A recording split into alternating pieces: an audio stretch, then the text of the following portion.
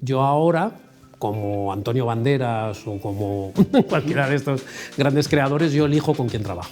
Ajá. Y esto es una virtud que me la ha ganado. Yo soy el que toco en la puerta de esa empresa y les ofrezco mis servicios.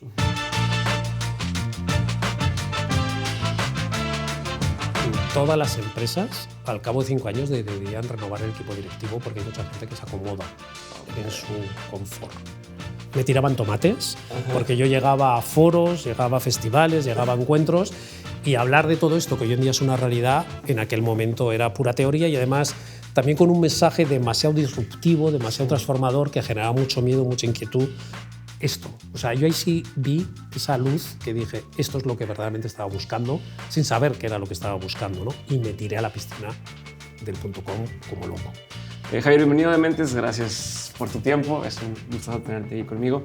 Me gusta mucho, me llamó mucho la atención la primera vez que platicamos, donde me contabas cómo tu modelo de negocio, si lo pudiéramos llamar así, tu modus operandi de ir por el mundo descubriendo tecnología, descubriendo nuevas oportunidades, viendo cosas que están pasando y luego decir, ok, esto tiene potencial y en lugar de tener que empezarlo de cero, sí, yo voy a involucrarme con ellos y decir, te ayudo a abrir la puerta en otro espacio, ¿no? En su momento Storytel, Podimo, no sé cómo le digas, no creo que era diferente como le decimos tú y yo, sí. pero o sea, más de una vez lo has hecho y me da mucho la atención y quería saber, partiendo por ahí, ¿cómo llegaste a ese esquema de trabajo? O sea, ¿qué te hizo llegar a esa forma de trabajar y decir, puedo hacer eso, no tengo que ser quien... Porque a la vez estás empezando de cero, pero no al 100%, entonces tiene beneficios y contras, sí. Y te mantiene todo el tiempo como buscando nuevas cosas. Entonces, quiero nomás entender cómo llegaste a este esquema de trabajo. Bueno, en primer lugar, muchas gracias por invitarme. Es un placer estar aquí conversando. Y llegué, por así decirlo, derivado de otras decisiones que tomé anteriormente en mi vida. O sea, no fue algo planeado. Sí es verdad que la esencia del trabajo que hago es puro emprendimiento. Y desde siempre, aunque soy economista de formación y luego me especialicé en relaciones internacionales, el emprendimiento siempre ha sido el eje de mi vida, ¿no? Empezar proyectos de cero con ese reto de algo que apuestas por ello y que te lanzas. Me he estrellado muchas veces y afortunadamente los últimos 3 proyectos, Podimo, Storytel y anteriormente Bookwire, son grandes éxitos, ¿no? Pero he llegado a ese modelo, como tú dices, de irme a ferias, festivales internacionales.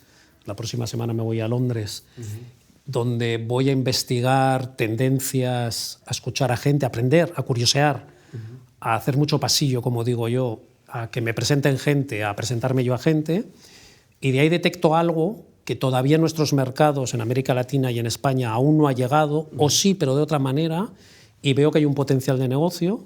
Entonces me acerco a esa empresa y les digo cuáles son vuestros planes de expansión en los mercados en español.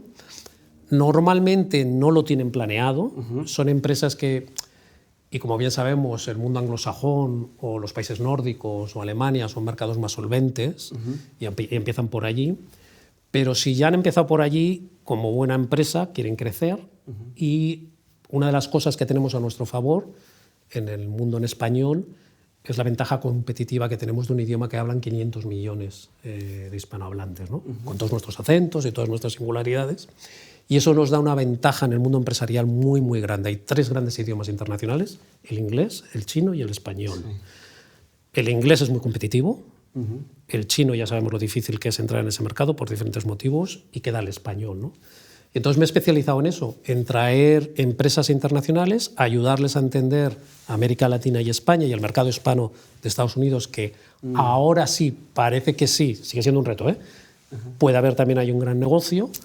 Les ayudo a montar la empresa, a crear el equipo, a crear el catálogo, a lanzar el servicio. Y cuando el niño anda solo, que normalmente es el segundo o tercer año, yo me salgo, que cada vez me cuesta más. Te iba a preguntar también de eso. Sí, cada vez me cuesta más. Y me embarco en el siguiente proyecto. A ver, quiero desmenuzar muchas cosas que estás mencionando. De entrada, ¿cómo convences a esta gente para que quiera hacerlo contigo? Lo segundo, y te las voy a ir recordando para que sepas que lo segundo, ¿cómo abandonas un proyecto donde dices, bueno, le estoy dedicando, aunque sean 2, aunque sean 3 años, pues es tiempo, esfuerzo, recursos, paz mental, a algo para luego decir, bueno, bye, adiós. Y cómo es también porque desde fuera puede sonar fácil, pues ya existe la empresa y entonces nada más vengo y la monto aquí, que a veces es peor, me imagino, o lo que yo veo es, si tú haces tu empresa de cero, pues a nadie le tienes que dar explicaciones de nada y si fracasa, bueno, pues muy mal, pero fracasó. Acá convencí a gente de que yo soy la persona que les puede ayudar a montar algo nuevo acá y entonces tengo que intentar hacerlo que funcione en ese mercado, a lo mejor no haciendo caso a lo que ellos quieren hacer por tal de que sí funcione y como que al final puede no gustarles y puedo quedar mal o no y es como que este doble riesgo para luego al final otra vez, adiós y me embarco en un proyecto. Entonces todas estas cosas, si las has pensado, me gustaría ir como empezando a desmenuzar poco a poco. Empecemos por el principio, cómo les convenzco y es un proceso también de 20 años. 212, que es mi empresa. Ahorita me voy a regresar a todo eso. Vale, o sea, ya sabes que yo voy Vale, tú vuelves ahí. Bueno, yo creé mi empresa en marzo del año que viene, va a cumplir 20 años, 212, que es el prefijo telefónico de Nueva York, 212. La señora Carolina Herrera me hace una publicidad me lo copió, cada vez que saca sus colonias y demás, que yo encantado. Entonces, al principio, como cualquier proyecto que llega al mercado, tenía en ese momento pues 40 y pico años, tuve que picar mucha pala, ¿vale? Y crearme un nombre, crearme una reputación, ¿vale? Porque al final mi trayectoria profesional de todos estos proyectos que he tenido éxito y los que no, porque ha habido muchos aprendizajes, en algunos casos me adelantan los tiempos, en otro caso la tecnología no era la adecuada, en otro caso se quedaron sin dinero a mitad de camino, bueno, como pasa en muchos de los proyectos empresariales. Pero bueno, tengo una trayectoria que es mi principal aval, ¿no? Entonces, cuando yo me acerco a estas empresas, les indico lo que he hecho para otras empresas que puede ser del mismo sector, el sector audio, pero yo he trabajado en libros electrónicos, también he trabajado en comercio electrónico, y lo que ellos ven en mí es un fuerte conocimiento de ambos mercados, de América Latina y de España, y el mercado en Estados Unidos he vivido 20 años, y el mercado de Estados Unidos. Entonces, ojo, voy a interrumpir porque también quiero saber una cosa. Estamos hablando de cómo los convences, pero también cómo tú decides si sí quieres trabajar con ellos. Sí. Es una cosa más. O sea, antes de llegar a picharles y decirles, oye, quiero que trabajes conmigo, también me gustaría tocar eso de cómo decides tú quién sí y quién no. Vale. Eso afortunadamente, y esto ya te lo da el security, yo ahora, como Antonio Banderas o como cualquiera de estos grandes creadores, yo elijo con quién trabajo. Y esto es una virtud que me la ha ganado.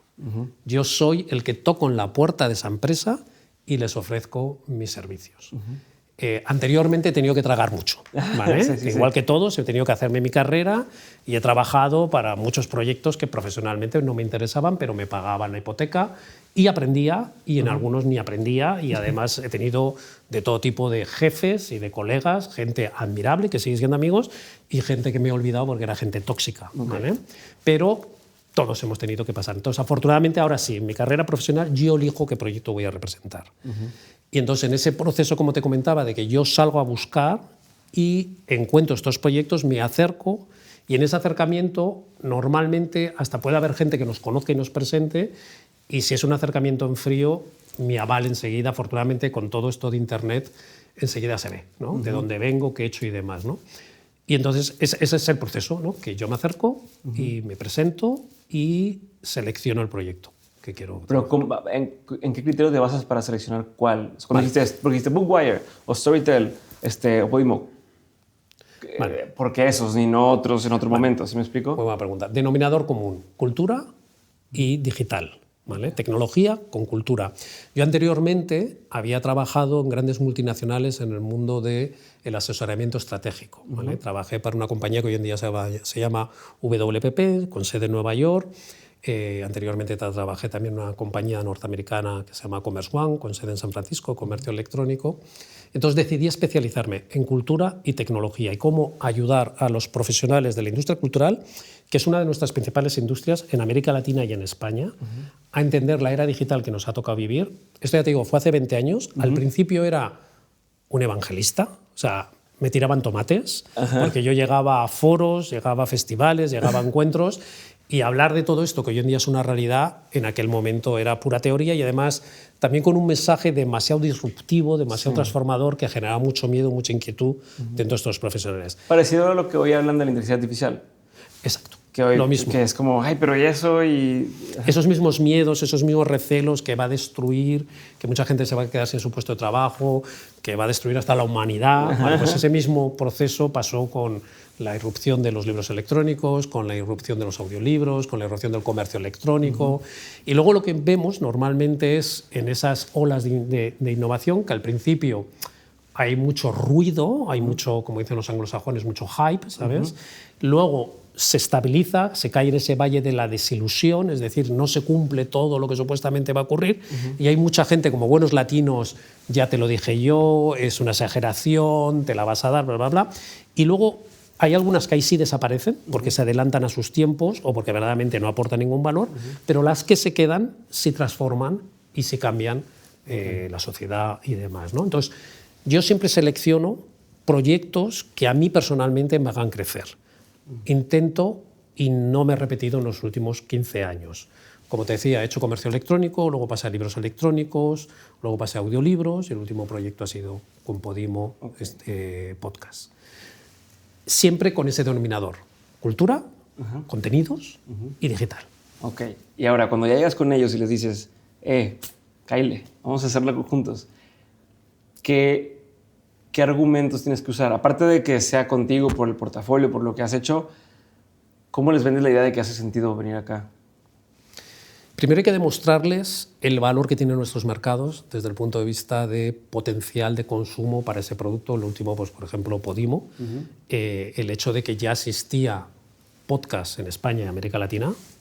Tu propio podcast existe mucho antes que la llegada de Podimo al mercado de América Latina en marzo de 2021, pero el reto que tenía con el proyecto de Podimo es existían los podcasts en nuestros mercados, pero no existían podcasts de pago, ¿vale? Entonces, a mí también cuando se acercó Morten, que es el CEO de Podimo, que en ese caso él me conoció en Storytel, y él vio lo que yo hice para Storytel en España y en América Latina, porque abrí Storytel en España en 2017 y luego me lo llevé a México, 2018 me lo llevé a Colombia, 2019 y Brasil. Él vio lo que hice y cuando él se marchó de Storytel a Podimo, él fue el que se me acercó y me dijo, Javier, quiero que hagas lo mismo que hiciste en Storytel, pero me lo haces ahora para Podimo. Y en esa conversación yo tenía dudas. Yo le decía, Morten, ya existen los podcasts. O sea, el reto que teníamos con Storytel era que en nuestros mercados, hace 25 años, hubo varias editoriales que apostaron por los audiolibros porque en Estados Unidos es un formato que ganaba mucho dinero. En aquel momento, hace 25 o 30 años, te estoy hablando de una tecnología que era la cassette, ¿vale? Que luego se transformó en los CDs. Todos estos de Brian Tracy o de estos como gurús que te explican de marketing, ventas y tal. Tony Robbins, y la gente los ponía. Grandes ventas, y entrabas en librerías como Barnes & Noble y tenías pasillos con audiolibros físicos que se vendían en cajas, y dentro de las cajas había las cassettes y los CDs. Y los de niños vendían así el combo de, no sé, exacto, un autobús chiquito con las diferentes esto. Entonces se vendía muchísimo, pero en nuestro sector, en América Latina y en España, como pensábamos que siempre, como buenos nativos, pensamos que somos diferentes y que tenemos un clima estupendo y que no necesitamos estar en casa encerrados leyendo la Biblia, ¿vale?, sino que podemos estar ahí fuera disfrutando la vida, se intentó, pero en ese momento esa editorial, que principalmente fue la editorial Alfaguara, con grandes voces, lo hicieron todo bien, con grandes voces, grandes narradores, grandes producciones, pero no cuajó. Y entonces, como buenos latinos, siempre decimos, fracasó y nunca jamás, porque somos de blanco y negro siempre, ya sea fútbol, política o decisiones empresariales. Y durante 25 años nos pasamos sin desarrollar la industria del audiolibro en nuestros mercados. Cuando ya te digo que en Alemania, en los países nórdicos, en Inglaterra, en Estados Unidos es una gran industria. En ese caso con Storytel lo que tuve que hacer es crear la categoría de audiolibros y lanzarla y explotarla. Y hoy en día afortunadamente gozamos a ambos lados del Atlántico de una industria bastante creciente. Con los podcasts, como te decía, existía ya la categoría podcast, había muchísimos podcasts, la gran mayoría han abierto, y lo que se ha demostrado es que convive con un entorno ahora de podcasts exclusivos, de pago, que a vosotros creadores decidís en el momento que os parezca más adecuado, cuando mi contenido está en abierto, cuando tiene publicidad, cuando tiene branded content, o cuando quiero por cualquier motivo monetizarlo a través de una plataforma de pago, y que aquellos seguidores que me aman tanto y que quieren escucharme quieran pagar por ese contenido que solo está en ese lado, ¿no? Y ese fue el reto. Entonces, en ese caso, fue Morten el que se acercó por la expertise que tenía, pero normalmente, como te he comentado, soy yo el que busca el proyecto que me gustaría representar y aprender, aunque aplico, por así decirlo, todo mi know-how de montar una empresa, de montar un equipo, de hacer un lanzamiento en el siguiente proyecto, siempre el siguiente proyecto tiene que tener algo nuevo. Ok, si no te emociona, no lo haces. Sí, porque si no, profesionalmente ya repetirme... Pero es más fácil porque dices, bueno, ya sé hacerlo. Sí, por un lado sí, y por eso te digo que cada vez me cuesta más, porque muchas veces me digo, Javier, eres tonto, ¿por qué no te acomodas? Y ahora que has hecho todo ese esfuerzo, como tú has dicho al principio, cuando empiezas de cero, ¿sabes? No duermes, por así decirlo, trabajas de lunes a domingo, todos los días hay un fuego que tienes que apagar, y ya cuando alcanzas ese velocidad de crucero que llega al segundo o tercer año y empiezan ya a encajar todas las piezas, el equipo ya se entiende, ya has pasado ese peligro de que este proyecto no va a desaparecer, ¿vale? Que ha pasado ya esa línea de flotación, entonces yo empiezo a mirar alrededor y digo, yo ya creo que he hecho todo lo que tenía que hacer aquí. Ajá. Y empiezo a buscar. Pero es donde puedes decir, ya puedo tener paz, ya puedo disfrutar las cosas, ya puedo nada más disfrutar de lo que construí. Exacto. Y entonces, ay no, ahí va el señor a querer sufrir otra vez. Sufrir otra vez. Ya te digo que cada vez me cuesta edad, y no sé si me cuesta más, y no sé si es un tema de edad, que digo, y otra vez volver a empezar, pero yo profesionalmente reconozco, y yo creo que es algo que todo el mundo debe en algún momento hacer esa reflexión, ¿para qué eres bueno? Porque no somos buenos para todos. Y como empresario, yo soy bueno para empezar la primera fase cero de puro emprendimiento, lo que llaman los anglosajones el setup, que es crear de cero algo que no existe y sobre todo crear una cultura de equipo, motivar a alguien, a una serie de personas, por un intangible. Este proyecto, dentro de 3 años, todo el mundo va a querer trabajar aquí. Pero tú ahora has dejado ese confort que tenías en la empresa donde estabas y te has querido venir conmigo porque yo te he engatusado, en el buen sentido de la palabra, te he convencido de que te embarques en este proyecto conmigo, porque el día de mañana todo el mundo va a querer estar aquí y tú vas a tener el honor de ser ese equipo funcional. Al cabo de 2 o 3 años, yo reconozco que se necesita otro tipo de gestor. Básicamente entre una persona que es más operativa del día a día, que lo que hace es gestionar ya procesos y hace que esa empresa ya crezca sobre esa base. Yo ahí, que ya lo he hecho, cuando tenía 40 años, cuando trabajaba para estas multinacionales que te he comentado, yo ya eso ya lo he pasado. Yo he llevado equipos de 60 personas y he estado en el día a día y aprendí mucho y me dio las tablas para lo que estoy haciendo ahora, pero profesionalmente no me interesa tanto. A ver, ya te pasó una vez que te invitaron a una empresa, la empresa le iba muy bien y luego te quedaste con 0, ¿no? Sí. O sea, esta empresa, esta startup que fracasó. Commerce One, sí. ¿No sientes a veces un riesgo, una responsabilidad de no hacerle eso a alguien más? Ahorita que mencionabas o cómo abordas ahora el tema de, pues voy a invitar gente, les voy a decir, algún día esto va a estar muy grande, ahorita están sumándose, confíen en mí, sean el equipo fundador. ¿No te vienen esas cosas a la cabeza? Sí. ¿Y si no? Sí. ¿Y por qué me ha pasado? He traído gente que, sobre todo en esa primera oleada de los 90, que todos fuimos muy ingenuos, muy nuevos ricos, porque de repente hubo esa explosión.com en todo el mundo, donde todo el mundo se quitó la corbata, yo el primero. Que en tu empresa hacían fiestas y hacían cosas, ¿no? Gastaban el dinero. Hacíamos las mejores fiestas del mundo, fuimos los más nuevos ricos desde el punto de vista que entraba el dinero y no lo gastábamos. También era parte del storytelling o del postureo, como se dice ahora, que si no lo hacías, no transmitías esa imagen de que te sobraba todo porque te iba muy bien. Llegamos a tener aquí en Torre Europa, que es uno de los edificios empresariales más emblemáticos en la zona empresarial Azca, hasta 4 plantas, luego 3, luego 2, luego 1 y todos a casa, 0, a la cola del paro, al desempleo, ¿no? Fue un choque emocional y profesional muy fuerte, porque yo hasta aquel entonces había tenido un éxito empresarial en mi vida y con 40 años verte en la cola del paro, habiendo sido director general, habiendo volado en un Concorde, porque ya te digo, es que éramos absurdamente nuevos ricos, ¿vale? De repente, claro, se te para el mundo y descubres pues, que la gente deja llamarte, descubres luego todos los intereses que hay en el mundo empresarial, de compadreo, pero que es interesado, que quieren, pues, ¿sabes? Sí, algo de ti. Algo de ti. Y todo eso pues son lecciones de vida, ¿no? Que vas acumulando. Y sí, en esos proyectos me llevé mucha gente a proyectos que luego no tuvieron el éxito esperado y acabaron conmigo en la cola del paro. Y entonces ahora soy súper transparente desde el punto de vista del riesgo que están asumiendo. Okay. También de las oportunidades que surgen. Sí, ¿no? Claro. Entonces no engaño a nadie, sí transmito mucha pasión, sí, porque me lo creo y soy el primero. Claro.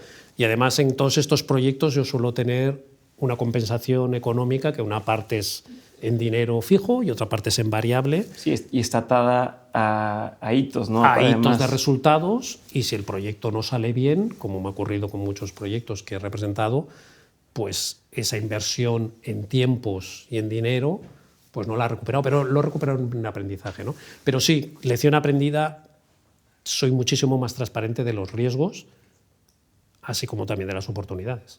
Bueno, pero a ver, algo que me da mucho la atención es que, y no, es que no es cómo decirlo sin que suene mal, pues para tu edad estás viviendo siempre estás adelantado a tu tiempo. O sea, siempre has estado adelantado viendo lo que está más adelante.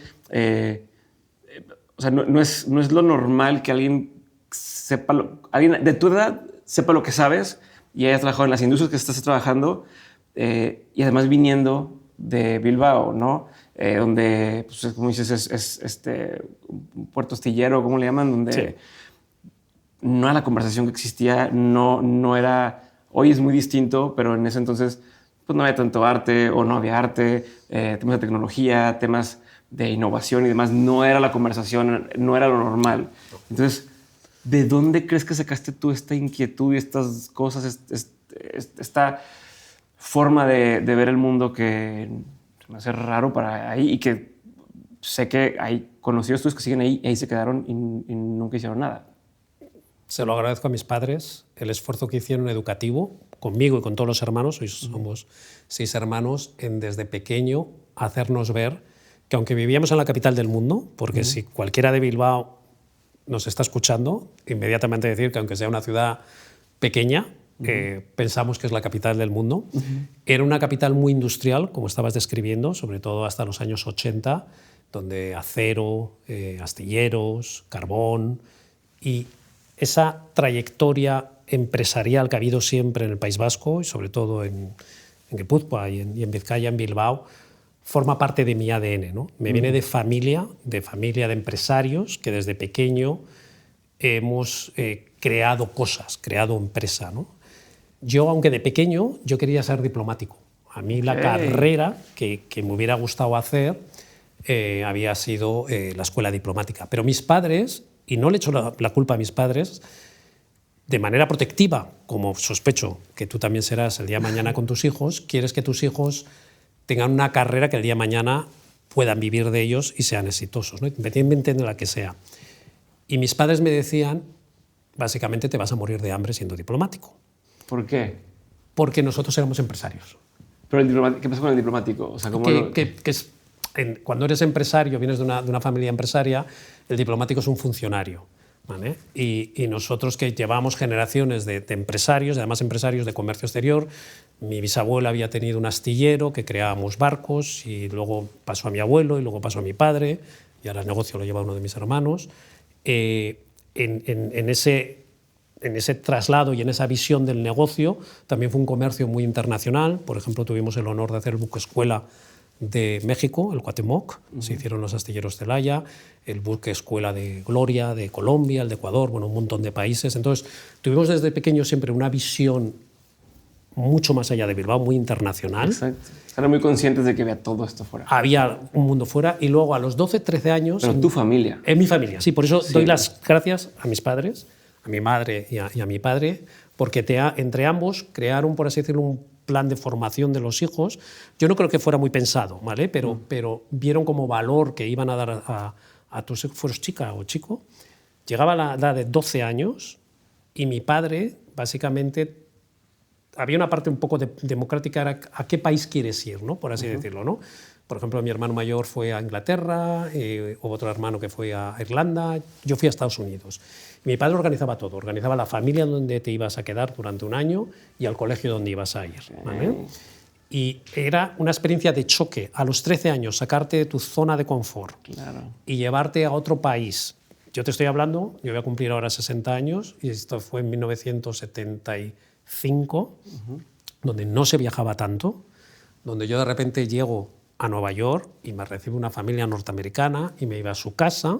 Yo tenía un nivel de inglés mediano bajo y ellos amablemente el primer día me invitaron a cenar fuera. Pero yo lo que entendí es que ellos se iban a cenar fuera y que yo me quedaba en casa. Y ellos salieron y yo les cerré la puerta de la casa y yo me quedé dentro. Y empezó la señora de la casa a tocar la puerta y yo empecé a llorar. Pues dije, malditos, acabo de llegar y se van y me dejan aquí solo. O sea, imagínate todo lo que, ¿sabes? Y de repente, ¿sabes? Entraron, me lo volvieron a explicar y me estaban invitando a cenar fuera como homenaje, ¿sabes? De mi llegada.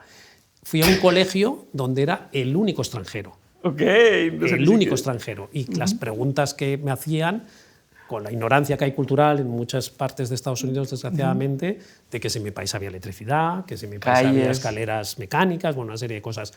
Pero lo que te hace es, desde pequeño, primero, ayudarte a ver que el mundo es más complejo. Vi por primera vez gente de color, ¿sabes? De otras razas. Me acuerdo además de algo impresionante, y me acuerdo del número, porque de estas cosas de pequeño, me hicieron rellenar un formulario al llegar al colegio. Y dentro de ese formulario había un montón de preguntas y una de ellas era, ¿cuál es tu religión? ¿Tu religión? Tu religión. Yo hoy en día soy ateo, en aquel momento venía de un país, ya te digo, en 1975, España, donde aquí éramos todos morenos y católicos. Entonces yo empecé por la lista, iba a la C y no vi Catholic, y levanté la mano y dije, no está mi religión. Se armó un follón, de repente el profesor sale a la sala, llama al director, viene otra persona, viene tal, y yo mirando a todo el mundo diciendo, es que no está mi religión. Había 267 religiones. En España todavía seguía Franco y aquí solo había una religión, que era la verdadera, la única y la que todo el mundo tenía que rezar. En Estados Unidos se llama Roman Catholic. Yo no había llegado a la R, yo soy muy práctico en la vida. Yo fui a la C, no está la mía. Sí, católico romano, sí. Te abre el mundo. Te abre el mundo. Sí, y los cristiano y cristiano ortodoxo. Exacto, no sé qué, exacto. Todas las subreligiones que en este país no estaban ni reconocidas. Afortunadamente, hoy en día hemos evolucionado mucho. Entonces, todos esos aprendizajes que gracias a mis padres, que mi madre luego decía, qué bruta fui, ¿no? Con todos mis hijos, soltarles a esa edad, ¿sabes? Y hacerles pasar por esa experiencia. Fue duro, porque verdaderamente, ¿sabes?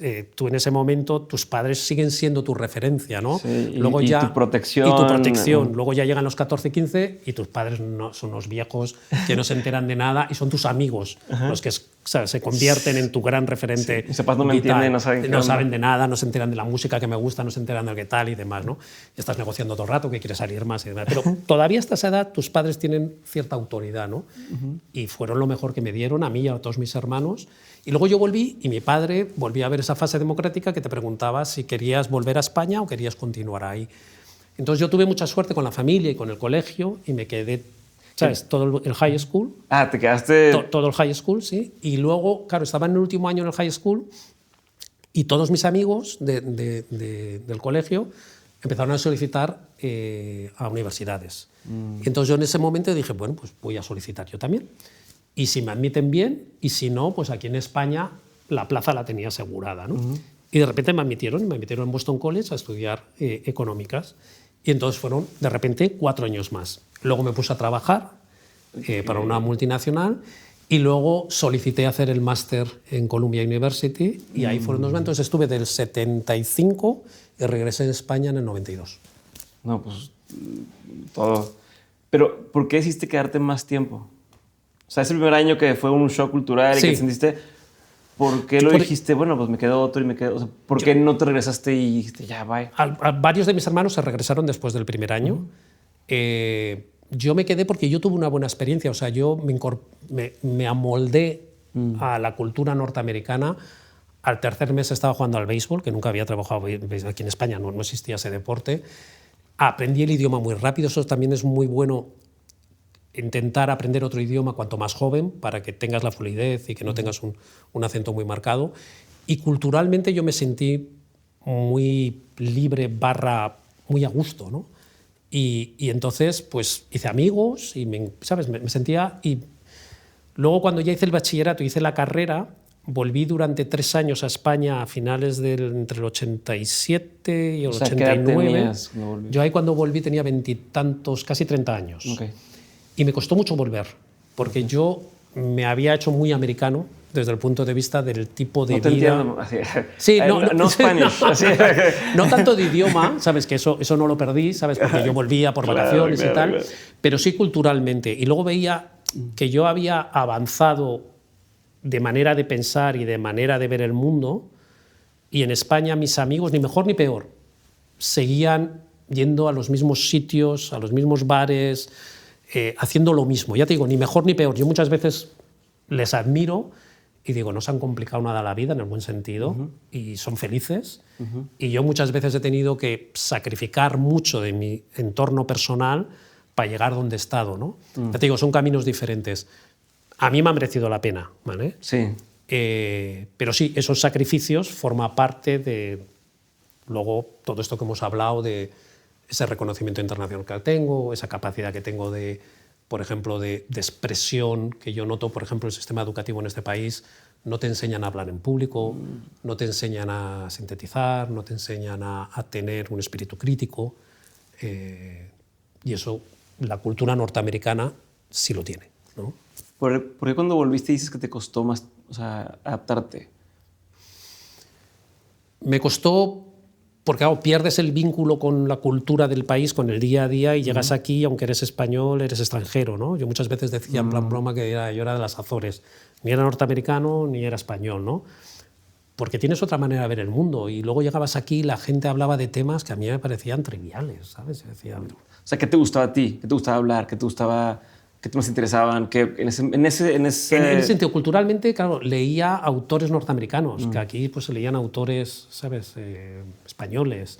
Yo veía películas y series norteamericanas, de aquí se veían películas españolas. Llegaba algo. Hoy en día los contenidos viajan más. Hoy en día, para lo mejor y peor, ¿no? Tú tienes Netflix en México, yo lo tengo aquí, tenemos HBO, tenemos Spotify, tenemos todas estas plataformas que nos permiten acceder a una cultura más internacional, muy anglosajona, y que nos permite tener una conversación bastante similar, bastantes denominados comunes. En aquella época, en los 80, 90, no existía ninguno de esos puentes. Entonces yo me había creado, yo me había culturizado, me había interesado, tenía unos intereses que no tenían que ver nada con lo que vivía aquí. Aquí había una movida madrileña estupenda, ¿vale?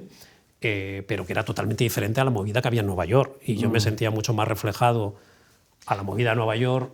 ¿Pero sentías que tenías que cambiar cuando venías aquí a cambiar tu personalidad o disfrazar un poco tu forma de ser? ¿Nunca fue un problema? No, personalmente era la misma persona, ¿vale? Sí, desde el punto de vista de mi orientación sexual, que yo en Estados Unidos era abiertamente gay y aquí no. Aquí aparentaba que yo no era gay. ¿Vale? ¿Pero porque tenías que hacerlo diferente? Porque, o sea... No, culturalmente no es que hubiera un rechazo, pero sí... no estaba tan abiertamente aceptado como hoy en día. ¿Vale? Entonces, principalmente era eso, que es bastante, ¿vale? Y afortunadamente esta sociedad ha evolucionado y hoy en día todas las nuevas generaciones no lo tienen que hacer, aunque no es fácil todavía salir del armario, como se dice, pero yo en Estados Unidos era libre, era absolutamente libre. Y además nunca tuviste, imagino, en Estados Unidos que llegar con, oye, papá, mamá, o sea, simplemente eras. Sí, claro, era. O sea, no, yo tenía mi vida, yo trabajaba en Kennedy y yo tenía mi vida, tenía mi apartamento, tenía mis amigos, no tenía, como dices tú, tenía que dar explicaciones a nadie, ni con quién salía, ni con quién me acostaba, ni con quién volvía, ¿no? Llegas aquí, tienes un legado familiar, aunque ya te digo, la aceptación en mi familia fue maravillosa y es maravillosa, y en mi entorno también familiar de amigos que yo siempre pensé si me iban a admitir o no me iban a admitir. Sí, sí, siempre tienes esa duda, ¿sabes? No deja de ser una sociedad muy conservadora, no deja de ser una sociedad muy machista. Afortunadamente, ya te digo, hemos evolucionado bastante, pero te estoy hablando de los años 80, 90, y yo pensaba que iba a haber un rechazo y que iba a perder a lo mejor algún tipo de vínculo. Afortunadamente no. Hay gente que sí, sabes, que desgraciadamente sus familias no los han aceptado. No ha sido mi caso, ¿no? Pero quitando eso, era más mi estilo de vida y siempre yo notaba también de la manera que vestía, de la manera que me desenvolvía. Yo, por ejemplo, había aquí hasta los 28 años un programa que se llamaba Interrail, que tú podías viajar por toda Europa con una tarifa plana, ¿vale? Y lo hice al final porque yo con todos mis amigos de aquí de España les decía, vamos a hacer el próximo verano y nos vamos a ir, porque era baratísimo, ¿no? Y siempre al final, o a alguno porque le suspendían alguna asignatura en la universidad, o porque al final no tenía dinero, o porque al final le daba pereza, me fui yo solo. Solo. Y me recorrí Europa, me fui a Francia, me fui a Italia, me fui a Alemania, me subí a los países nórdicos. Lo disfruté muchísimo, pero me fui 3 meses dando la vuelta por toda Europa y me fui yo solo. Y eso lo hice porque tenía las tablas de vivir mi vida. No necesitaba, ¿sabes? Claro, sabías moverte. Sí, ya sabes. sabía desenvolverme. Una de las cosas, volviendo a este gran activo que nos dieron mis padres, a mí me sueltas en cualquier parte del mundo y vuelvo a casa. Te resuelves Vuelvo todo. a casa. Sí. Oye, hace rato dijiste que tus hermanas te hacían bullying. ¿Por qué? Las quiero mucho, a mi hermana Beatriz y mi hermana María, pero yo soy el tercero. Está mi hermano mayor, Cristóbal, luego está mi hermana María, luego yo, luego mi hermana Beatriz, y luego está mi hermano Andrés y mi hermano Sabino, que Sabino fue el último que nació con bastante diferencia de edad. Los 5 primeros nacimos casi uno detrás del otro. Y mis 2 hermanas en el medio, que tienen muchísima personalidad, súper feministas y súper mandonas, bueno, me marcaron y me dieron vida, ¿sabes? Desde el punto de vista de que por su manera de ser, por su manera de mandarme en el buen sentido, me abrieron muchos ojos, ¿no? Desde el punto de vista. Y con mi hermana Beatriz, por ejemplo, viví luego 2 años en Estados Unidos porque a ella le tocó en la experiencia esta y ella eligió Washington y yo vivía en Washington, entonces ella vivió conmigo. Luego con mi hermana María, cuando yo ya me fui a Nueva York, ella también se vino un año a vivir a Nueva York y vivió conmigo. Sí, tú ya eras el host de ahí, ¿no? Exacto, era el host esto. Y luego el hermano pequeño, esto fue muy curioso, mi hermano pequeño Sabino. ¿Cuántos años tienen diferencia? Con Sabino él tendrá ahora 45, pues casi 20 años, 15 años o algo así. Y él nació, no se le esperaba, pero bienvenido. Y de repente tuvimos un hermanito pequeño y nació con una serie de problemas médicos graves, asmático, diabético, una serie de cosas, ¿no? Y entonces mis padres establecieron como una especie como de línea de protección al lado de él, Sabino no tal, y Sabino no va a ir a esta experiencia vital que todos habíamos vivido. Este año obligatorio, fuera, lloraras lo que lloraras, ¿no? Y le tocó a él porque los hermanos, me acuerdo que nos unimos y le dijimos a nuestros padres, este también. Pero mis padres lo que me hicieron es obligarme a que viviera conmigo. Sí. Pero yo estaba encantado porque yo en aquel momento vivía en Nueva York y vivía en un piso malísimo, por así decirlo, y me hicieron un upgrade. Sí, pero era para porque era el niño pequeño y el niño pequeño no podía vivir en una zona cualquiera, yo sí, pero el niño pequeño no. Y el niño pequeño necesitaba su habitación y yo dice poner, que yo esto lo disfruto.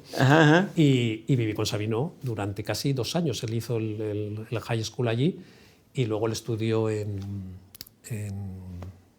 Pittsburgh, en Carnegie Mellon. ¿No tuvo ningún problema ya una vez que estuvo ahí Sabino? ¿De adaptarse? No, todo lo contrario. O sea, porque esta protección que decías que como que lo veían así. Exacto. Los padres son súper protectores y luego cuando el niño vuela, el niño sobrevive y sale adelante y salió adelante.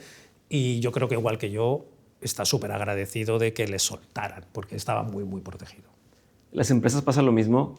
Cuando las sueltas, ¿crees que avanzan solas bien o no es igual? Yo creo que sí, y yo creo que todas las empresas, al cabo de 5 años, deberían renovar el equipo directivo porque hay mucha gente que se acomoda en su confort, que es lo fácil, desde el punto de vista que tú ya has establecido unos procesos, has establecido una autoridad y aunque sigas creciendo, lo cómodo es seguir haciendo más de lo mismo. Más de lo mismo.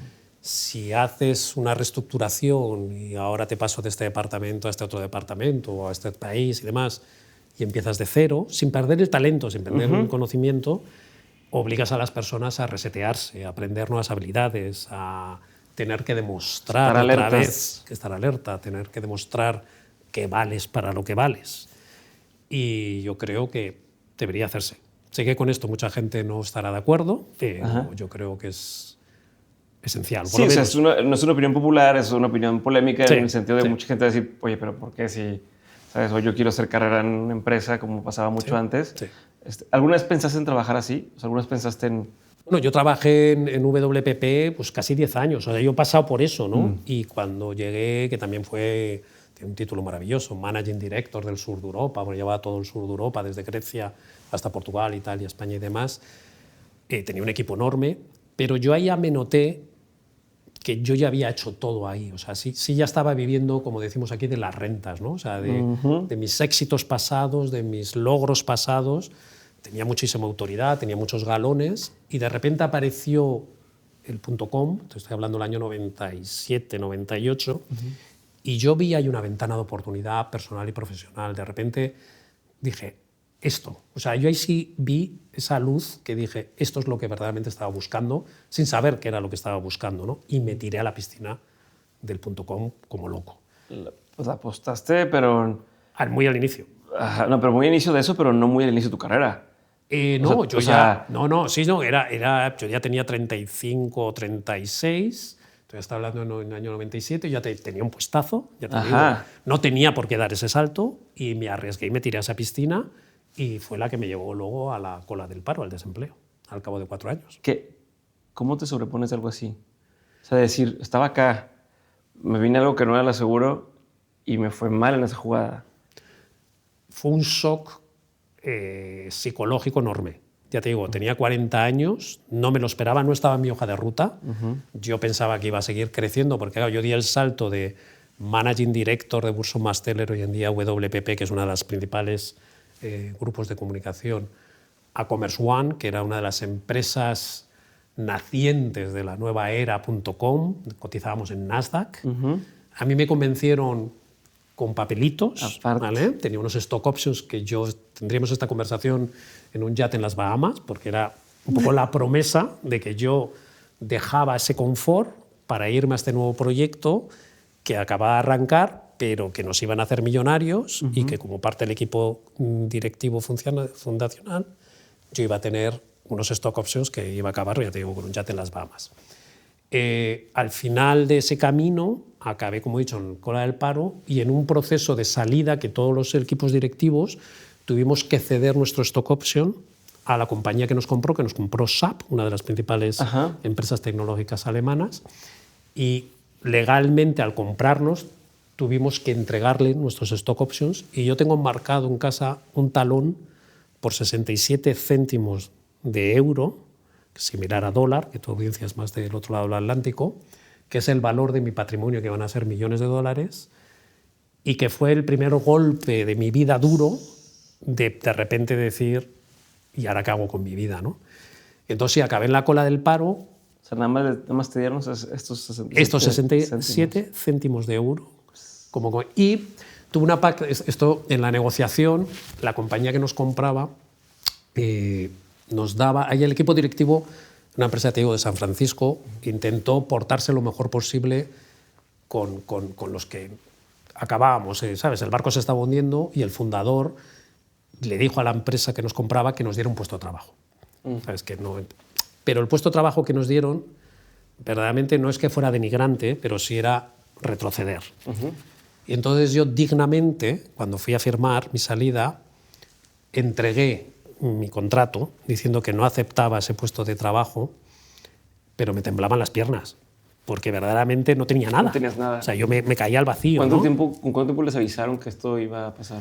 Se veía venir. O sea, no voy a decir, pero es igual que también cuando, yo qué sé, murió mi padre hace 15 años y tenía una enfermedad grave, y aunque lo ves venir, el día que pasa te derrumbas, ¿no? Por lo mismo con esto. O sea, el equipo directivo lo veíamos venir y además hicimos en el aeropuerto Tempelhof, que es el aeropuerto donde el presidente Kennedy dijo las famosas palabras Ich Berliner, lo alquilamos e hicimos una gran fiesta, que nos gastamos los últimos millones de dólares que quedaban en la caja, porque hicimos una especie de paripé, como decimos aquí, ¿sabes? De simulacro de que todo iba bien, y invitamos a todos los clientes a una especie de evento donde recreamos el Berlín de los años 20, lo recreamos todo como un cabaret, invitamos a clientes y potenciales porque todos pensábamos que si entraban nuevos clientes los salvábamos. O sea, era un último intento de buscar meter más clientes. Exacto, y era como en el casino. Lo poco que nos quedábamos lo íbamos a gastar en esta gran fiesta, en este gran evento, y íbamos a hacer este montaje. Y bueno, nos gastamos... ¿Ninguna empresa entró? No, se veía venir el... Afortunadamente, el orgullo personal que tengo es que todo la burbuja explotó en el 99-2000 y esto aguantamos hasta el año 2002-2003. O sea que la empresa verdaderamente se adelantó tecnológicamente, una empresa muy sólida, Commerce One, pero se adelantó a sus tiempos. Te estoy hablando de comercio electrónico entre empresas, hoy en día lo tenemos súper asumido, pero han pasado 20 años y en aquel fue un inicio, ¿no? Entonces, tecnológicamente se adelantó a sus tiempos, se sumó a esa locura de ese momento donde se invirtió muchísimo dinero porque todo el mundo puso un .com al apellido de la empresa que tuvieras, fueras un banco, fueras una inmobiliaria, fueras lo que fueras, ponías un .com. Y fue un viaje precioso, una montaña rusa, pero la caída fue bestial. Y entonces el choque fue eso, acabar en la cola del paro y de repente, ¿qué hago con mi vida? ¿Qué hago con mi vida? Me di un tiempo que durante ese 6 meses, 9 meses me dediqué a hacer fotografía en blanco y negro, que era algo... ¿Tenías algo ahorrado o te liquidan y te dan un tiempo? Los 67 céntimos de euro. Nada más, o sea, ni siquiera hubo nada más. Tenía luego... sí, pero no hubo nada, no sé cómo, bueno, te doy, no, te indemnizo y aparte te doy lo que te toca esto, que fueron 67. 67 céntimos, el resto no lo habíamos gastado en la fiesta. Y luego sí tenía lo que es el paro de la Seguridad Social en España, porque había cotizado durante varios años. Entonces, con ese colchón no estaba casado, no tenía hijos, entonces me pude permitir el lujo económicamente de decir, me quiero dar un tiempo hasta dar el siguiente salto. No me voy a lanzar a lo primero que vea, porque además había trabajado anteriormente, como te había dicho, en WPP, y no quería volver ahí. Yo ya sabía que volver ahí ya lo había hecho. Un poco este denominador común que intento no repetirme. Ya había hecho aquello y no quería volver porque no iba a aprender, no iba verdaderamente a estar feliz profesionalmente. Y fue cuando creé 212.com, en marzo de 2004. Pero, nada más en ese tiempo, ¿cuánto tiempo fue el que te tomaste de...? 6, 9 meses, casi un año. ¿Qué hacías esos 9 meses? O sea, ¿de qué...? Pues... por un lado, ¿cómo te sentiste anímicamente cuando alguien te preguntaba, ¿qué haces? Sí. ¿O qué estás haciendo? Y les contestabas, ¿qué? ¿Y cómo te sentías ahí? ¿Cómo lo superaste? Y luego, ¿cómo organizaste en tu cabeza el, voy a hacer que estos siguientes meses, bueno, no perderlos? Y entonces... ¿Qué hacías? ¿Buscabas empleo? Como quiero entender qué pasaba ahí. Porque también seguramente alguna vez nos va a pasar a todos esa situación. Sí. Y mi recomendación es que si te va a ocurrir en la vida, que probablemente te ocurra cuanto antes. Que tengas suficiente edad para poder cambiar. Porque es un reset muy fuerte, personal y profesionalmente. Y si esto me hubiera pillado con 50 o 60, probablemente no lo hubiera gestionado tan bien.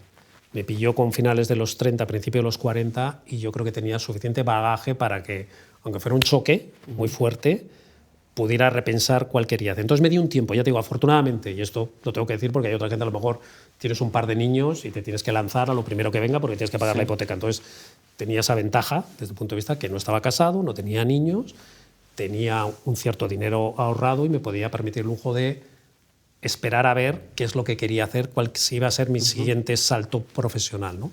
Entonces, siempre había querido hacer fotografía en blanco y negro y había un máster que siempre me había apuntado, pero luego me había desapuntado porque nunca tenía tiempo, y dije, me voy a apuntar al máster.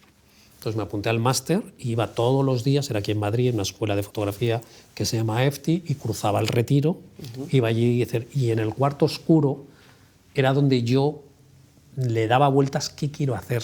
Ese era tu momento de pensar. Era mi momento de pensar. Sabes que si no has hecho fotografía, tienes que estar muy centrado, me dedicas muchas horas a ver, sabes, la evolución porque hacía todo, hacía el relao, hacía absolutamente todo. Aparte me especialicé en fotografía en blanco y negro, en papel de grabado, que pasas una esponja. Bueno, es muy artesanal, muy laborioso, pero te permite, por así decirlo, dejarte llevar, pensar, ¿no? Entonces estuve dando mil vueltas y había dos cosas que a mí me gustaban personalmente. Por un lado, cultura, y por otro lado, la tecnología. Y cuando había estado en WPP, en Burson Marsteller, cada vez que entraba un proyecto cultural, yo levantaba la mano y decía, este me lo llevo yo. Porque había una afinidad personal sobre los contenidos. Me llamaba y no me importaba, ¿sabes?, estar ahí. Por ejemplo, entró la Iglesia Católica y yo dije, yo no la represento. No, y fue así. Yo dije que no la representaba, ¿vale? Entró también un partido político, que no voy a mencionar, y también dije que yo no lo representaba. Entonces, dediqué un tiempo a pensar qué quería hacer, ¿no? Y se me ocurrió esta idea de combinar mi experiencia tecnológica, que me había fascinado, este viaje de montaña rusa en Commerce One, ¿sabes?, que lo había disfrutado muchísimo y que se había acabado de una manera muy abrupta, con mi pasión cultural a nivel personal. Y dije, ¿por qué no creo yo una empresa que ayude a los gestores culturales, a los profesionales del mundo de la cultura, que en España representa el 7% de nuestro PIB, o sea, es una de las principales industrias que tenemos en este país, gran exportadora, además en cine, en música, en libros, en un montón de contenidos, y ayudarla a entender esta era digital que nos ha tocado vivir, ¿no? Y entonces, juntaste lo que te gusta.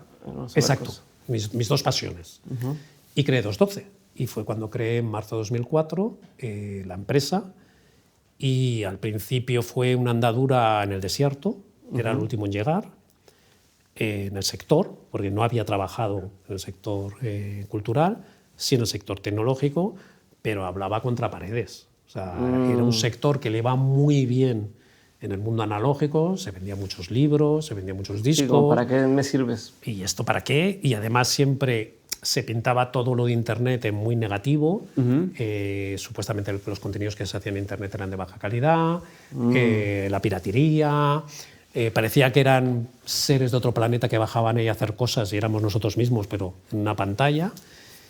Y luego, poco a poco, afortunadamente, a lo largo de estos 20 años, pues hoy en día es una empresa que me ha dado muchas satisfacciones. Oye, pero me creo que cuando en ese entonces te acercas con la gente, muchos de los líderes en ese momento de esas empresas, pues por la industria en la que eran como intocables o como, no, yo aquí no me muevo y esto aquí, y lo he venido haciendo todos estos años y señor rector de no sé dónde, ¿puedo hablar con usted?, ¿no? Sí, sí. ¿Cómo te ganas ese lugar? ¿Cómo te ganas el respeto a esa gente? Pues de la manera que lo hice, y fue pues, entrando a lo bestia, por así decirlo. Yo venía del mundo de la consultoría estratégica y había hecho siempre muchos análisis. Entonces dije, bueno, pues para que me escuchéis os voy a hacer un retrato robot de cómo estáis en Internet.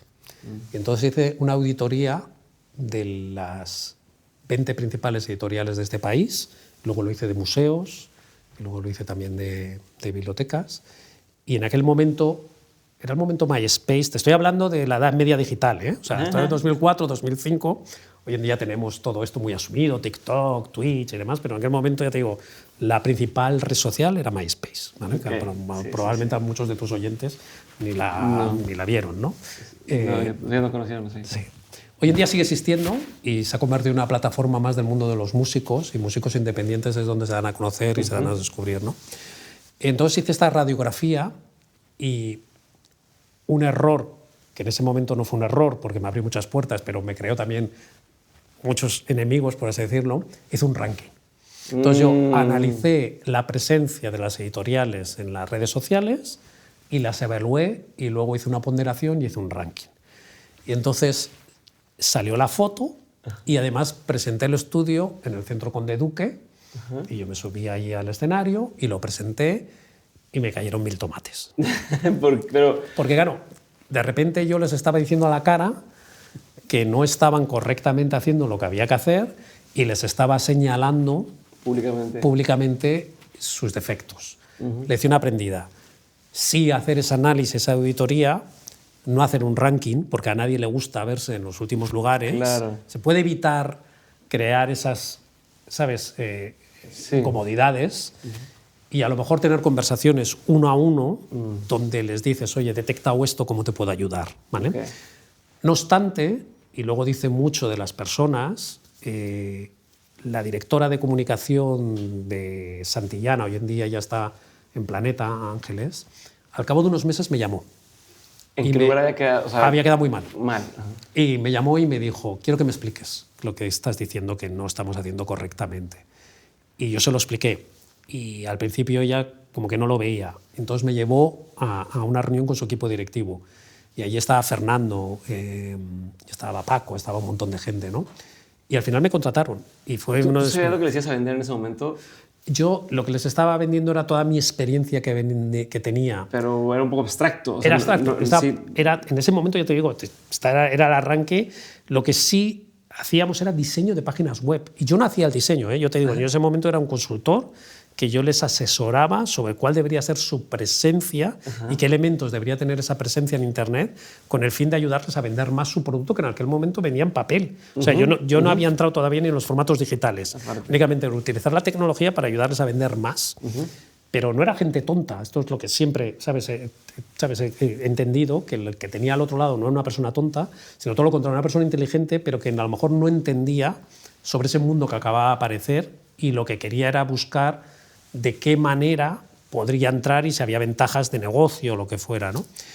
El sector editorial tardó, ya te digo, Ángeles esto fue la pionera que se tiró y empecé a trabajar más con museos. Uno de mis primeros clientes fue también, por ejemplo, la Fundación Tapies en Barcelona, que lo vieron y dijeron, ayúdanos a rediseñar toda nuestra web y toda nuestra presencia en Internet, ¿no?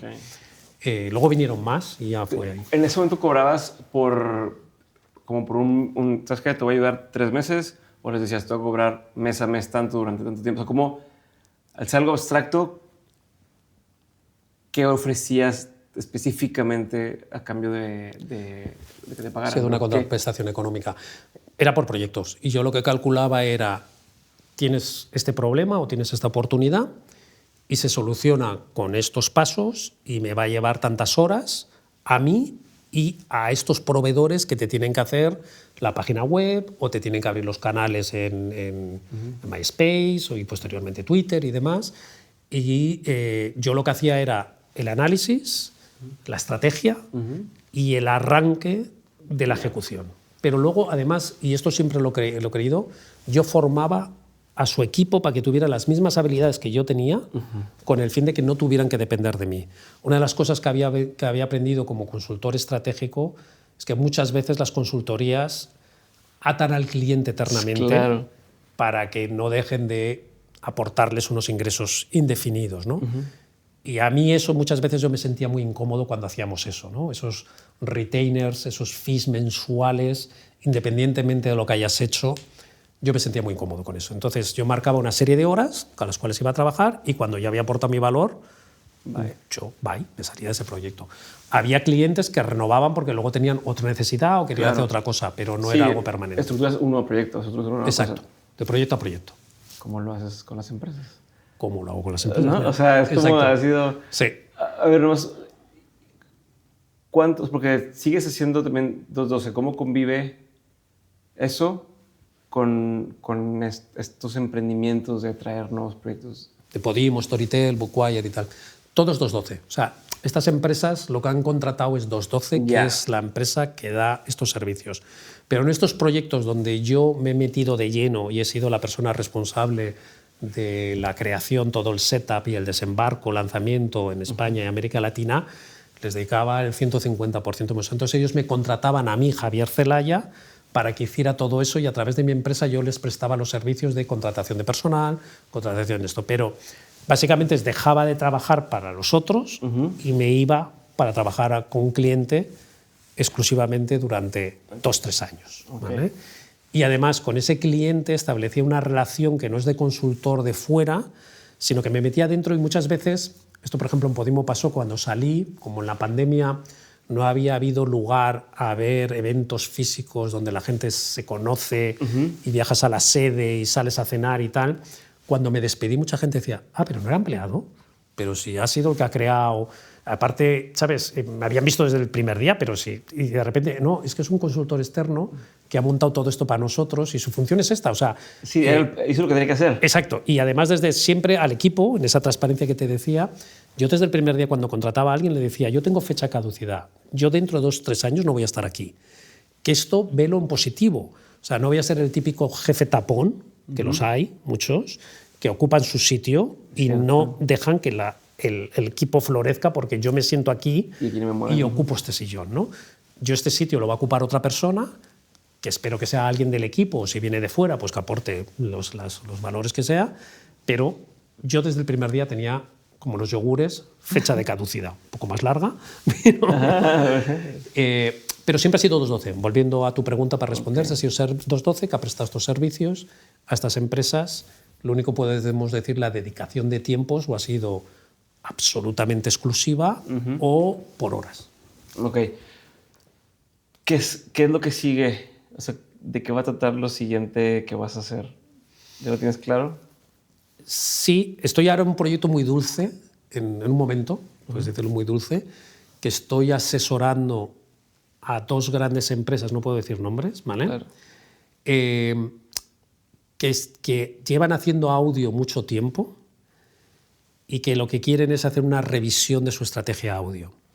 Entonces yo soy como ese segundo médico cuando tienes una enfermedad grave. Sí, una segunda opinión. Esa segunda opinión de fuera, que normalmente es más objetiva porque es muy humano que dentro de la empresa, cuando tú le preguntas al director de marketing o al director de operaciones o al financiero que qué está ocurriendo, establezcas un argumento defensivo de que esto ya se intentó y no funcionó, o esto no se puede hacer en este mercado porque somos diferentes, o esto en México o en Colombia no funciona. Tienes una miopía incluso que no puedes ver más allá de lo que estás haciendo. Exacto, o mi experiencia me dice yo qué sé qué, ¿vale? Y es válido y es cierto, pero cuando viene alguien de fuera que no va a formar parte del equipo y por lo tanto su mirada va a ser absolutamente objetiva y que lo va a mirar desde una perspectiva de experiencia totalmente diferente y le habla directamente al director general, al CEO, y le dice, lo estás haciendo bien. Sí, le puedes decir lo que es. Lo no que debes es. ser político de... Exacto. De si no le tengo digo que su ser verdad, políticamente correcto me va en nada. me va a correr. Exacto. O sea, no me va a dar un puesto de trabajo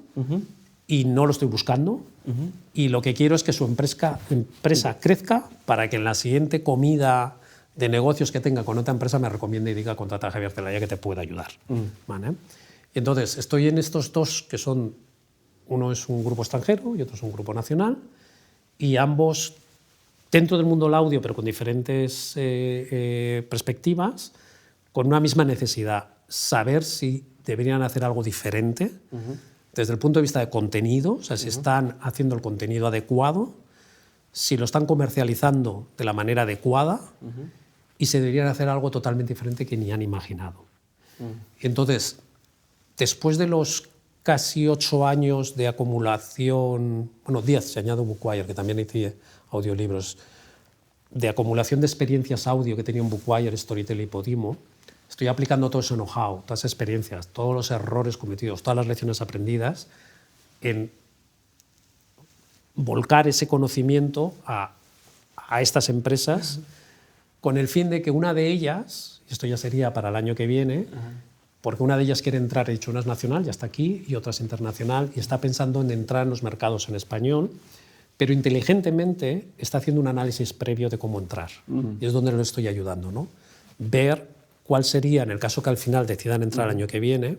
Este es un año complejo, ya sabes, económicamente, sí, claro, por todo lo que hemos puesto. Entonces, pero las empresas lo están utilizando porque las empresas no paran, como tú bien sabes, ¿no? Entonces, puede que este año haya menos presupuesto, puede que este año haya un ajuste de plantilla, puede que este año hayamos tenido que hacer una reestructuración de yo qué sé qué. Pero están ya, sobre todo los equipos directivos, los CEOs, pensando en el 2024. Y todo parece indicar, con los datos macro, se está viendo la última subida que ha habido de los intereses en Estados Unidos y en Europa, que ya los bancos centrales han dicho que parece ser que va a ser la última. Y esto significa que se ha corregido el peligro de la inflación y si es así, volverá al consumo y si vuelve al consumo vuelve a haber dinero y si vuelve a haber dinero, vuelve a haber caja y empiezan todas las actividades económicas a moverse. Entonces, este año 2023 se está utilizando internamente dentro de las grandes empresas para rediseñar ese futuro 2024. Entonces, esta empresa, si a través de este análisis interno decide entrar en los mercados españoles, que sería muy bueno, sobre todo para vosotros los creadores del mundo audio, porque cuanta más diversidad de plataformas, más diversidad de modelos de negocio, más oportunidades vais a tener para llegar a nuevas audiencias o llegar a las audiencias que tenéis, o sobre todo diferentes maneras de monetizar, ¿no?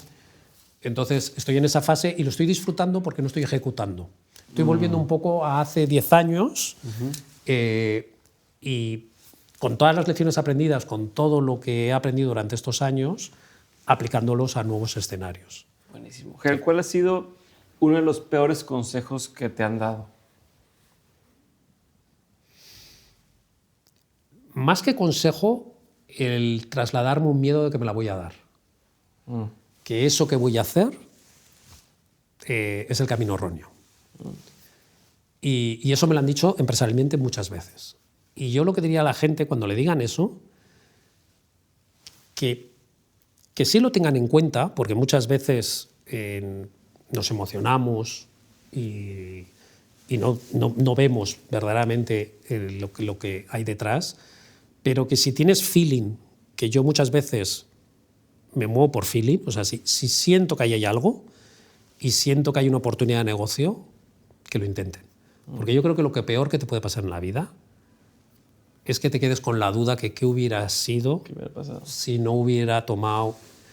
Entonces, puede que te la des. Y ya te digo, estamos hablando de Storytel y de Podimo y de Bookwire, que han sido proyectos muy exitosos y estoy encantado, aparte son mis niños, y quiero que crezcan y que evolucionen y que sean líderes en sus diferentes categorías, pero he tenido otros como, yo que sé, Slidebooks, que me encantaba, una compañía de Colorado, que fileteaba los contenidos, fraccionaba los contenidos, pero se adelantó a sus tiempos. Hoy en día estamos hablando de la fragmentación de los micropagos, pero te estoy hablando, esto fue hace 15 años. Luego otra tecnología de Nueva York que se llamaba Decopia, que era una plataforma transversal donde tú ibas a poder ver cine, escuchar audio, leer prensa. Hoy en día ya estamos viendo que cada vez vemos que evolucionamos a esos entornos, ¿no? Que en una misma plataforma puedes agregar diferentes formatos digitales. Sí. Lo mismo, se adelantó a sus tiempos, ¿no? Entonces ese miedo que muchas veces, que a lo mejor puede ser, como hicieron mis padres, volviendo al esto, por protegerte, no decir, no hagas eso que te la vas a dar, pero muchas veces yo también me he dado cuenta que muchas veces es pura envidia. ¿Sí? Sí. Que no se atreven ellos, y como no se atreven ellos, claro, te dicen que no lo hagas porque si además tienes éxito, demuestras que los que no se aventuraron fueron ellos. Es como una confirmación de que la regaron, de que se equivocaron. Que se equivocaron, sí. Que no tuvieron valor en hacer lo que tú sí tuviste valor en hacer. ¿Cuál ha sido uno de los mejores consejos que te han dado? Mejores cosas que me han dado. Mejores consejos que te han dado. Mejores consejos que me han dado. Pues personalmente yo creo que siempre ha sido, por un lado, ser tú mismo, ¿sabes? Y por otro lado, yo creo que es arriesgarse. Sí, yo soy curioso por naturaleza, ¿vale? Y entonces, cuando alguien se me ha acercado dándome un consejo en positivo, pues es decir, de anímate, porque a veces necesitas eso también, o sea, no es que sea, sabes, siempre súper agresivo y que no necesito, o sea, tengo dudas, sabes, como cualquier buen humano, ¿no? Pero si alguien me dice, me escucha y me dice, anímate, yo ya acelero. Me acelero, ¿sabes? Y no sé, más consejos de ese estilo, pues diría eso, sí. ¿Qué opinión tienes que poca gente comparte contigo? Vale, yo fíjate, ahí he cambiado. Yo al principio pensaba que la gente no cambiaba y era muy determinante. Decía, la gente no cambia. La gente nace de una manera y muere de esa manera. Si alguien es bruto, va a morir bruto. Si alguien es listo, va a seguir listo. Y la edad me ha demostrado que no. Que la gente cambia si quieres cambiar. Desgraciadamente, la gran mayoría no cambia, ¿vale? Pero sí me he dado cuenta que yo antes era muy tajante en pensar que si no lo hacías era porque no querías y que demás, y me he dado cuenta que no, que la gente cambia, y cambia normalmente a mejor, a positivo, si hace el esfuerzo de cambiar, que mucha gente no hace el esfuerzo de cambiar. Libro, película, documental, serie, cualquiera de estos que haya marcado un antes y un después en tu vida. No tienen que ser todos, pero que sí o sí haya marcado un antes y un después, ya sea en tu forma de entender el mundo o en tu vida. De pequeño, Julio Verne a mí me abrió el mundo, me hacía viajar desde el punto de vista de cómo relataba. Y había una novela suya de Miguel Strogoff que a mí ese personaje, ¿sabes?, me llenaba, ¿no? En el mundo del teatro, mi abuela era mucho de teatro y, bueno, a la pobre le decimos.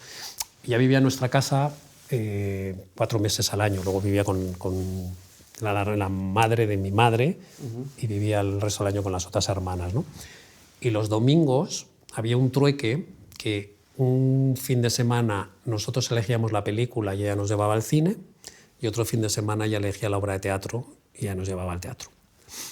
Gracias a ella me encanta el teatro, porque me inspiró, me hizo ver, ¿no? La actuación, ¿sabes?, en escenario, ¿no? Pero éramos malísimos con ella, elegíamos las películas de terror a propósito para hacerla sufrir. Pues nos encantaba verla con el abrigo, a la pobre metida ahí, como diciendo, ¿pero cómo me traéis a esto? Y el siguiente domingo que nos tocaba la película más horrorosa, ¿sabes?, que poníamos en la antenera. Yo soy miedoso, yo no hubiera visto nada. Sí, no, a mí no me gustan nada las películas de terror ni las películas de suspense, pero era verla y sufrir, era lo que queríamos. Era el ¿no? premio. El premio, exacto.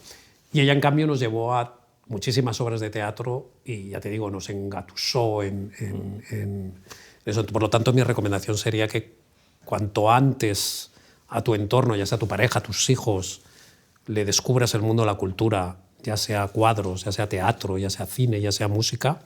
De música soy absolutamente... No tengo educación musical. En mi casa, así como el teatro o las artes plásticas, lo tenemos muy embebido, la música no. Yo quería tocar el piano de pequeño.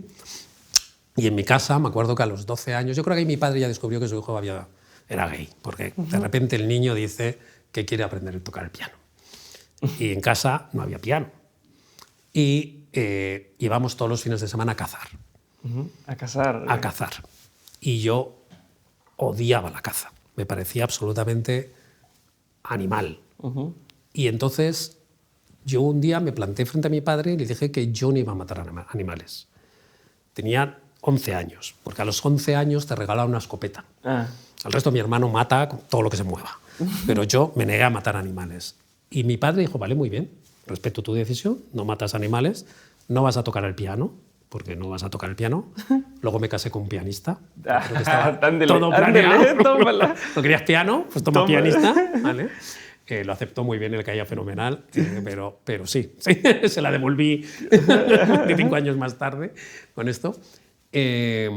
Pero no tenía educación musical, que era donde quería llegar. En mi casa no había habido, ¿no? Y cuando conocí a Iñaki, mi marido, en aquel momento, me estoy remontando hace 23 años, no había Spotify, no había playlist, y él con CDs me ponía todas las mañanas una serie de listas de música que yo tenía que escuchar para educar a mi oído.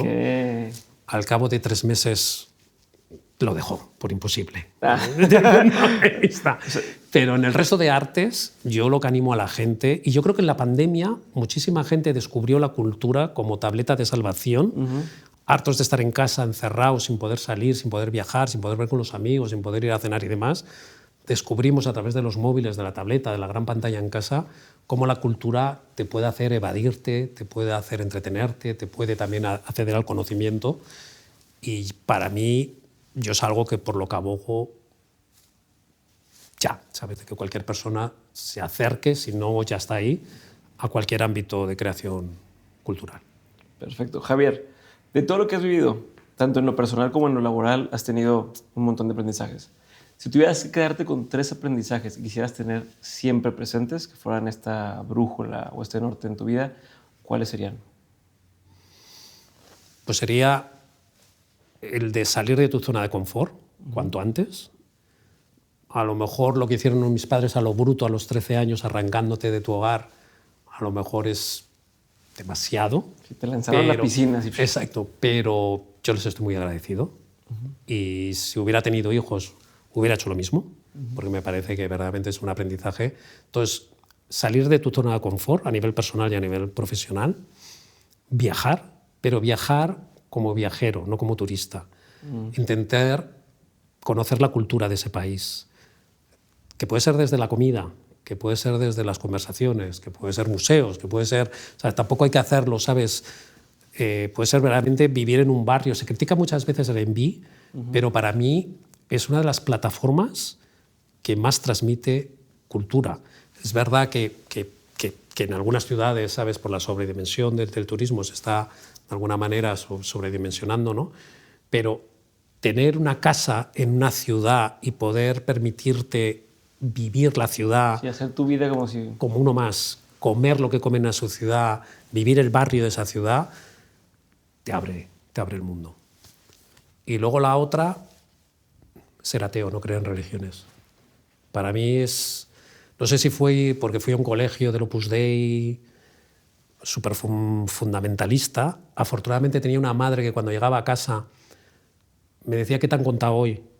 Y le contaba y me decía, pues no, existe la cultura musulmana o existe la cultura judía.